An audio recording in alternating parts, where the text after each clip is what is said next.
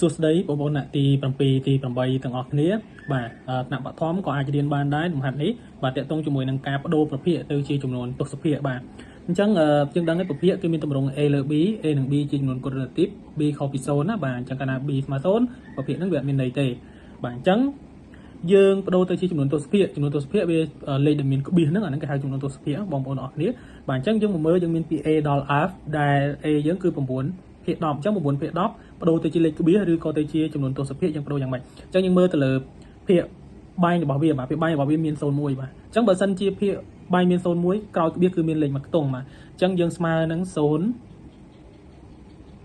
ក្បៀស9បាទឃើញអត់ក្រោយក្បៀសមានលេខ9មួយខ្ទង់ដល់ពេលនេះវិញបាទភាគ10ដែរក្រោយក្បៀសគឺត្រូវតែមានលេខមួយខ្ទង់អញ្ចឹងដោយសារលេខ21យើងទៅសេថាស្មើនឹង2ក្បៀស1មកបាទក្រោយក្បៀសមានលេខមួយខ្ទង់បាទ15នៅលើ100 15ភាគ100យើងឃើញ100មាន0ប៉ុន្មាន02បាទកាលណា02យើងក្រោយក្បៀសមាន2ខ្ទង់អញ្ចឹងស្មើនឹង0.15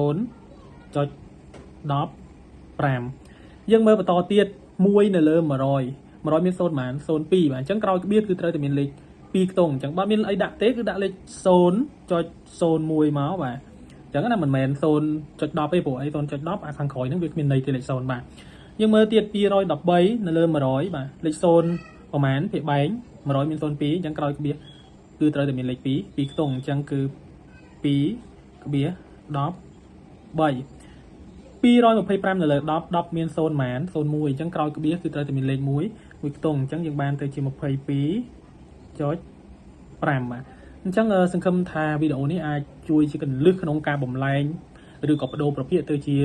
ចំនួនទស្សភាគសម្រាប់បងប្អូនថ្នាក់បឋមក៏ដូចជាបងប្អូនថ្នាក់អនុវិទ្យាល័យផងដែរអញ្ចឹងសង្ឃឹមថាបងប្អូនអរគ្នាអាចមើលហើយយល់បានទាំងអស់គ្នាបាទអរគុណច្រើនជូនពរសំណាងល្អយើងជួបគ្នានៅវីដេអូក្រោយ